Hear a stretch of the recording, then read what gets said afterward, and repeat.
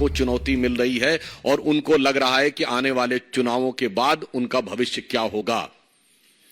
और यह मैं ऐसे ही नहीं कह रहा हूं, आप उत्तर से दक्षिण तक देखें तो 2019 के लोकसभा चुनावों में देश की प्रबुद्ध जनता ने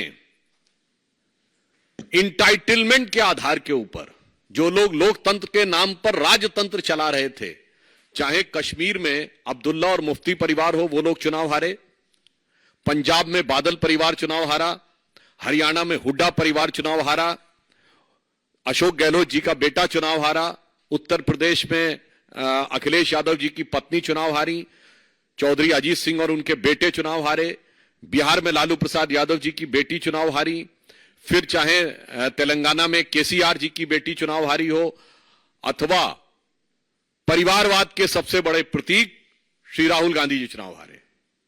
तो खड़गे जी, यह सत्य है। जो आपको डर लग रहा है कि इसके बाद ये लोकतांत्रिक राजवंशों के लिए चुनाव का भ्रम जनता के सामने रखकर राजनीति करना संभव नहीं हो पाएगा, क्योंकि अब भारत में वास्तविक लोक सत्ता का प्रादुर्भाव हो गया है।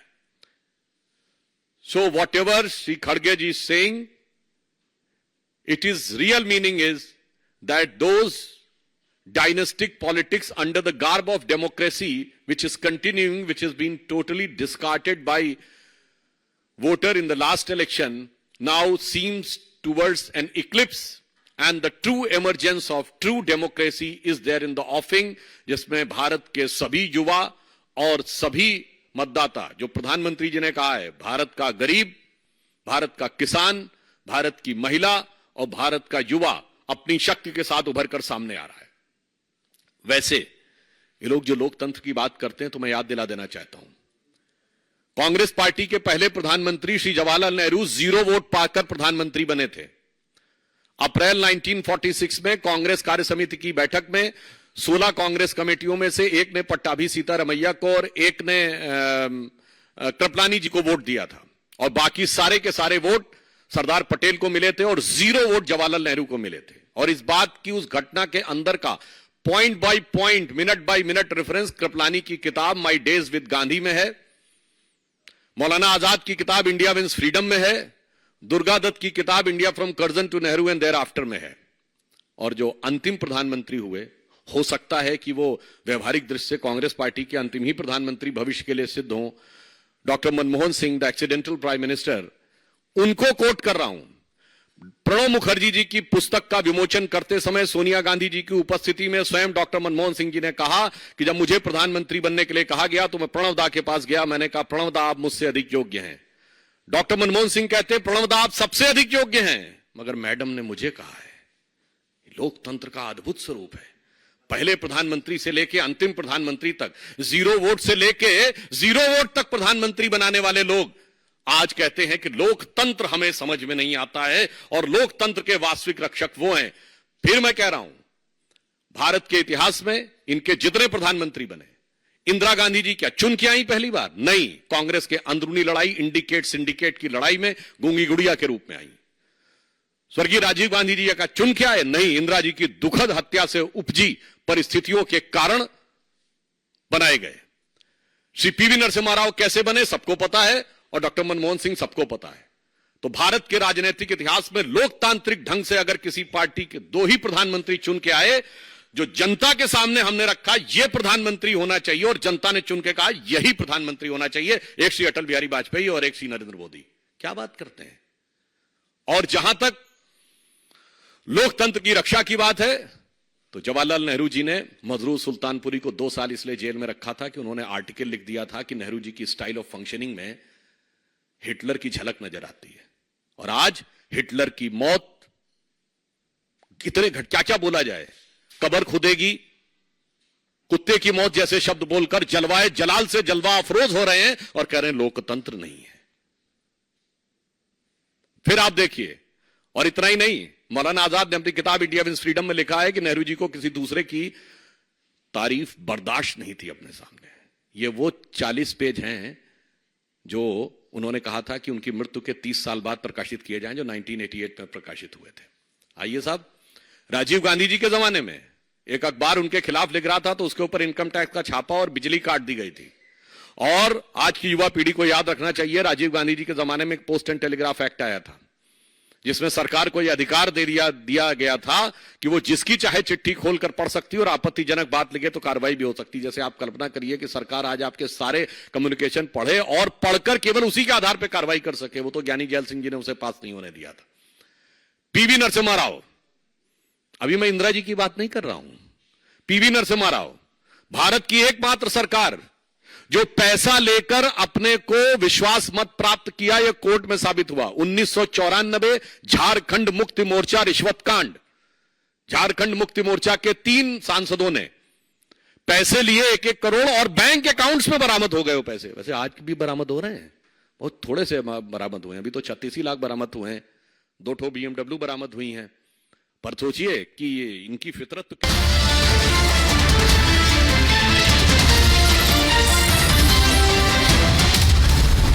भारत का किसान, भारत की महिला और भारत का युवा अपनी शक्ति के साथ उभर कर सामने आ रहा है।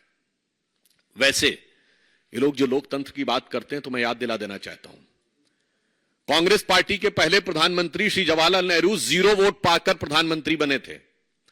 अप्रैल 1946 में कांग्रेस कार्य समिति की बैठक में 16 कांग्रेस कमेटियों में से एक ने पट्टाभी सीतारमैया को और एक ने कृपलानी जी को वोट दिया था और बाकी सारे के सारे वोट सरदार पटेल को मिले थे और 0 वोट जवाहरलाल नेहरू को मिले थे। और इस बात की, उस घटना के अंदर का point by point, minute by minute reference Kripalani की किताब माई डेज विद गांधी में है, मौलाना आजाद की किताब इंडिया विंस फ्रीडम में है, दुर्गा दत्त की किताब India from Curzon to Nehru and thereafter में है। और जो अंतिम प्रधानमंत्री हुए, हो सकता है कि वो व्यवहारिक दृष्टि से कांग्रेस पार्टी के अंतिम ही प्रधानमंत्री भविष्य के लिए सिद्ध हों, doctor Manmohan Singh, the accidental prime minister, उनको कोट कर रहा हूं।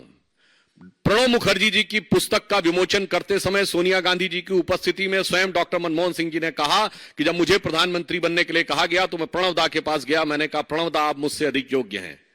डॉक्टर मनमोहन सिंह कहते हैं प्रणब दा आप सबसे अधिक योग्य हैं, मगर मैडम ने मुझे कहा है। लोकतंत्र का अद्भुत स्वरूप है। पहले प्रधानमंत्री से लेके अंतिम प्रधानमंत्री तक, 0 वोट से लेके 0 वोट तक प्रधानमंत्री बनाने वाले लोग आज कहते हैं कि लोकतंत्र हमें समझ में नहीं आता है और लोकतंत्र के वास्तविक रक्षक वो हैं। फिर मैं कह रहा हूं, भारत के इतिहास में इनके जितने प्रधानमंत्री बने, इंदिरा गांधी जी क्या चुन के आई पहली बार? नहीं, कांग्रेस के अंदरूनी लड़ाई, इंडिकेट सिंडिकेट की लड़ाई में गूंगी गुड़िया के रूप में आई। स्वर्गीय राजीव गांधी जी का चुन के आए? नहीं, इंदिरा जी की दुखद हत्या से उपजी परिस्थितियों के कारण बनाए गए। श्री पीवी नरसिम्हा राव कैसे बने सबको पता है और डॉक्टर मनमोहन सिंह सबको पता है। तो भारत के राजनीतिक इतिहास में लोकतांत्रिक ढंग से अगर किसी पार्टी के 2 ही प्रधानमंत्री चुन के आए, जो जनता के सामने हमने रखा यह प्रधानमंत्री होना चाहिए और जनता ने चुन के कहा यही प्रधानमंत्री होना चाहिए, एक श्री अटल बिहारी वाजपेयी और एक श्री नरेंद्र मोदी। क्या बात करते हैं। और जहां तक लोकतंत्र की रक्षा की बात है तो जवाहरलाल नेहरू जी ने मजरूर सुल्तानपुरी को 2 साल इसलिए जेल में रखा था कि उन्होंने आर्टिकल लिख दिया था कि नेहरू जी की स्टाइल ऑफ फंक्शनिंग में हिटलर की झलक नजर आती है। और आज हिटलर की मौत कितने क्या क्या बोला जाए, कब्र खुदेगी, कुत्ते की मौत जैसे शब्द बोलकर जलवाए जलाल से जलवा अफरोज हो रहे हैं और कह रहे हैं लोकतंत्र नहीं है। फिर आप देखिए, और इतना ही नहीं, मौलाना आजाद ने अपनी किताब इंडिया विंस फ्रीडम में लिखा है कि नेहरू जी को किसी दूसरे की तारीफ बर्दाश्त नहीं थी अपने सामने। ये वो 40 पेज हैं जो उन्होंने कहा था कि उनकी मृत्यु के 30 साल बाद प्रकाशित किए जाएं, जो 1988 में प्रकाशित हुए थे। आइए साहब, राजीव गांधी जी के जमाने में एक अखबार उनके खिलाफ लिख रहा था तो उसके ऊपर इनकम टैक्स का छापा और बिजली काट दी गई थी। और आज की युवा पीढ़ी को याद रखना चाहिए, राजीव गांधी जी के जमाने में एक पोस्ट एंड टेलीग्राफ एक्ट आया था, जिसमें सरकार को यह अधिकार दिया गया था कि वो जिसकी चाहे चिट्ठी खोलकर पढ़ सकती है और आपत्तिजनक बात लिखे तो कार्रवाई भी हो सकती है। जैसे आप कल्पना करिए कि सरकार आज आपके सारे कम्युनिकेशन पढ़े और पढ़कर केवल उसी के आधार पर कार्रवाई कर सके। वो तो ज्ञानी जैल सिंह जी ने उसे पास नहीं होने दिया था। पीवी नरसिम्हा राव, अभी मैं इंदिरा जी की बात नहीं कर रहा हूं, पीवी नरसिम्हा राव, भारत की एकमात्र सरकार जो पैसा लेकर अपने को विश्वास मत प्राप्त किया, यह कोर्ट में साबित हुआ। 1994 झारखंड मुक्ति मोर्चा रिश्वत कांड, झारखंड मुक्ति मोर्चा के 3 सांसदों ने पैसे लिए 1-1 करोड़ और बैंक अकाउंट्स में बरामद हो गए वो पैसे। वैसे आज भी बरामद हो रहे हैं, बहुत थोड़े से बरामद हुए हैं, अभी तो 36 ही लाख बरामद हुए हैं, 2 ठो BMW बरामद हुई हैं। पर सोचिए कि इनकी फितरत तो